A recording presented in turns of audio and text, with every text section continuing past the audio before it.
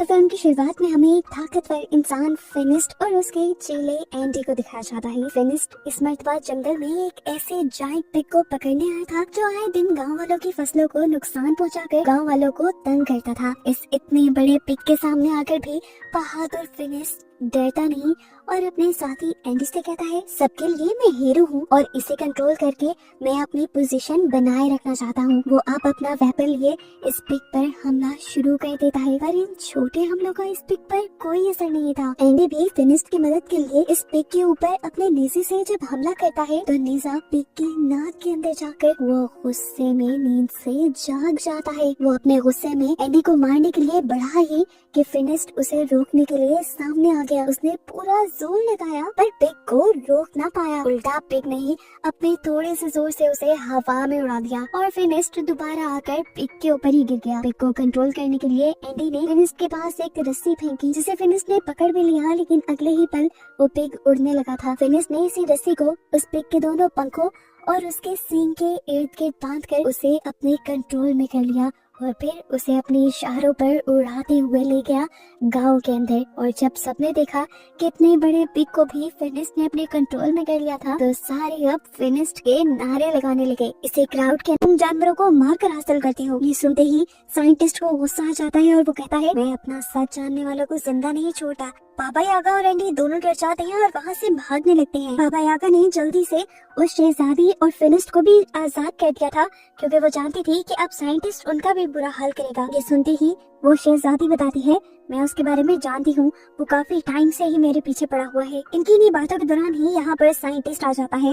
वो जानता था कि ये लोग यहाँ से भागने की कोशिश करेंगे, इसीलिए अपने सारे ही टर्टल रोबोट से उनको कैद करवा दिया और फिर शहजादी के अंदर से भी जादुई ताकतें सक करने लगा। ये देखकर फिनिस्ट को गुस्सा आ गया और उसने करीब जाकर शहजादी को बचाने की कोशिश की, लेकिन वो बचा तो नहीं पाया, पर शहजादी का हाथ पकड़कर उसे मॉन्स्टर बना दिया।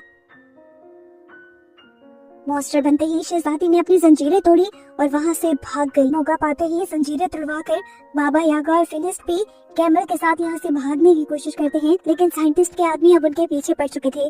बाबा यागा अपने जादू से अपने हाथ में मौजूद तरबूज के कुछ बीजों को तरबूज में बदलकर उनके ऊपर हमला करती है और दूसरी तरफ वो साइंटिस्ट अब अपना एक बहुत बड़ा टर्टल निकाल लेता है बाबा यागा और फिनिस्ट को पकड़ने के लिए। वो किसी भी हाल में पकड़कर उन्हें मारना चाहता था।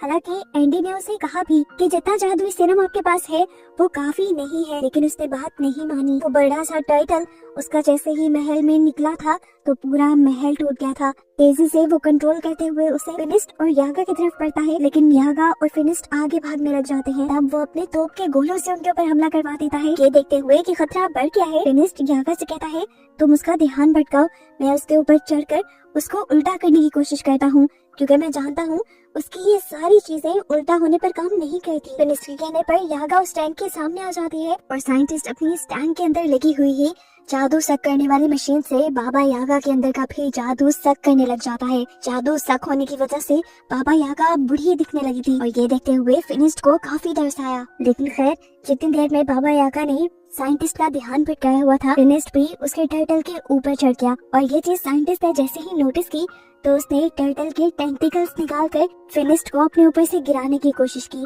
फिनिस्ट तो नहीं गिरा, लेकिन उसका चश्मा गिर गया जिससे उसे नजर आना बंद हो गया। उसका चश्मा गिरते हुए बाबा यागा देख चुकी थी, इसीलिए बाबा यागा अब उसे नीचे से देख देख के लड़ने की इंस्ट्रक्शन देती है। इतनी देर में वो मॉन्स्टर बनी शहजादी भी यहाँ आ चुकी थी, जिन्हें देखकर साइंटिस्ट डर गया। ऊपर से फिनिस्ट ने साइंटिस्ट के टर्टल की गर्दन में भी अपनी जंजीर फंसाकर उसे एकदम से ही उल्टा दिया, जिससे उसके अंदर का सारा जादुई सीरम नीचे गिर गया और साइंटिस्ट बुरी तरह फंस गया। अपने आप को बचाने के लिए वो अपने जादुई पंखों से उड़ना तो चाहता था, लेकिन उड़ भी नहीं पाया और अपने ही जादुई सीरम में गिरकर मर गया। यहाँ दिखाया गया कि ज्यादा जोर लगाने की वजह से फिनिस्ट भी बेहोश हो चुका था। शहजादी उसको ऐसे गिरा हुआ देखकर रोने लगी क्योंकि अब शहजादी को उससे प्यार हो गया था। उसके आंसू जैसे ही फिनिस्ट की आंखों पर गिरे तो फिनिस्ट को होश भी आ गया और सरप्राइजिंगली उसकी नजर भी वापस ठीक हो गई। यहाँ पर फिनिस्ट उससे अपने प्यार का इजहार करता है और हमेशा साथ रहने को कहता है, लेकिन शहजादी उसे बताती है कि कर्ज की वजह से मैं तुम्हारे साथ रहना नहीं चाहती। हालांकि मैं लाख ऐसा चाहूंगी तो फिनिस्ट उदास हो जाता है और अपने बाकी साथियों के साथ अपने गांव वापस आ जाता है। वो अभी भी शहजादी की याद में पागल हो रहा था, जबकि यहाँ दिखाया गया कि बाबा यागा दोबारा से जवान होने की रेसिपी ढूंढ रही थी और तभी उसे कर्ज हुई शहजादी के कर्ज को ठीक करने का एक तरीका मिल जाता है।